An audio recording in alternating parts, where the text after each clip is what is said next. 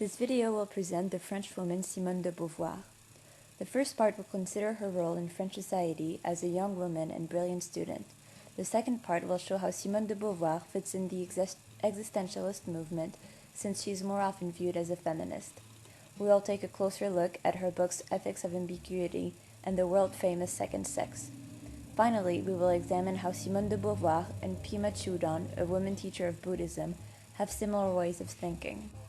Simone de Beauvoir at an early age started loving life. She had a happy childhood, but soon she distances herself from her mother when she realizes at age 14 she doesn't believe in God. Simone discovers a new freedom at age 18 when she starts college, while her mother prays for her soul and her father reproaches her not to be pretty enough. In college, Simone de Beauvoir studied philosophy at the Sorbonne University, where she met Jean-Paul Sartre in 1929. That year, she also became the youngest person ever in France to obtain the agrégation, a prestigious exam in philosophy. Simone was part of Sartre's group of friends who debated about philosophy at French cafes for hours. One of the men who was part of this group was René Maheu, who gave Simone de Beauvoir a nickname that stuck with her for her life.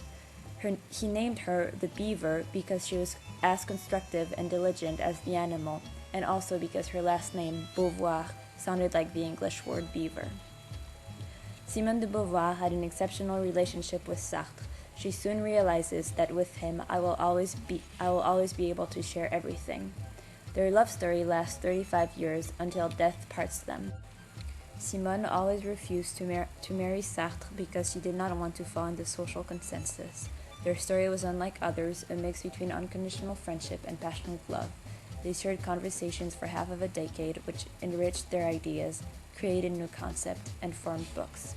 Simone de Beauvoir is not a gloomy existentialist as we saw in her early years. She loved life and always tried to be optimistic.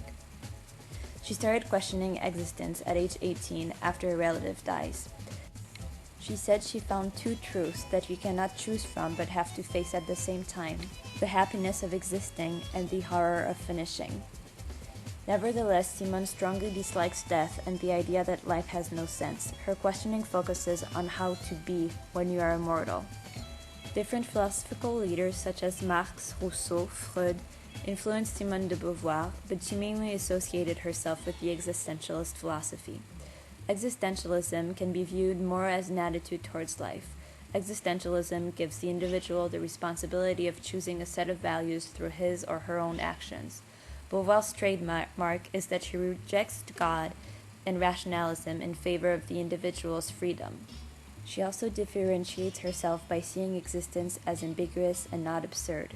For her, absurdity means that existence has no meaning, but to claim it is ambiguous is to show that the meaning of life is never fixed.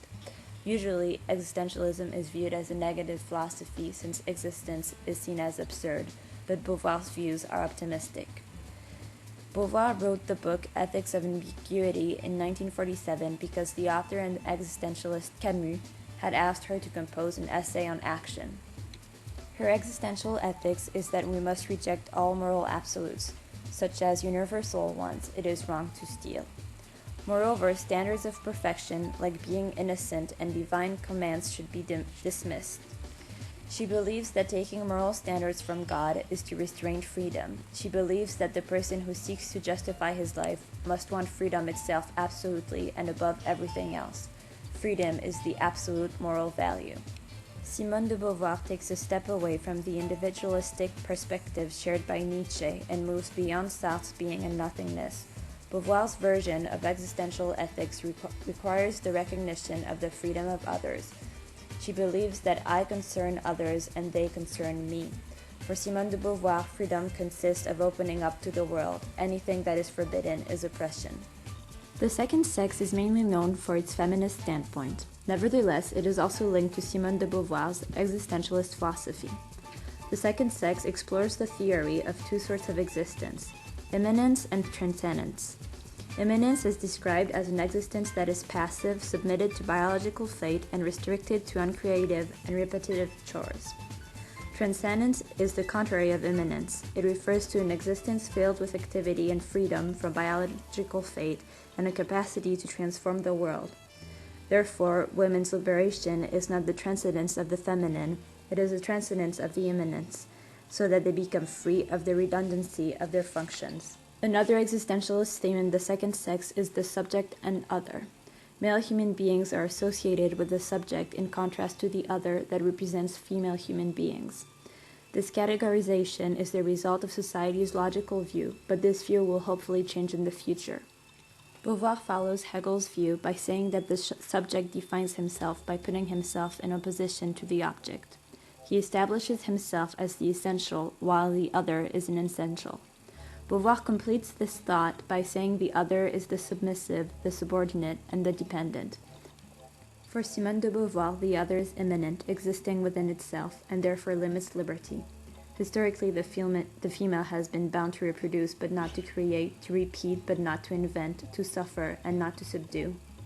In freely acting, the individual stops to be an object and starts to exist. Simone de Beauvoir can be linked to Buddhism through the human side of her existentialism. Her strengths of character gave her the power to leave the crowd, as the Buddha did.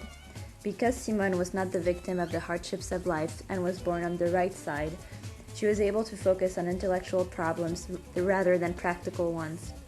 She achieved to detach herself from moral ideas coming from the bourgeoisie and from religion.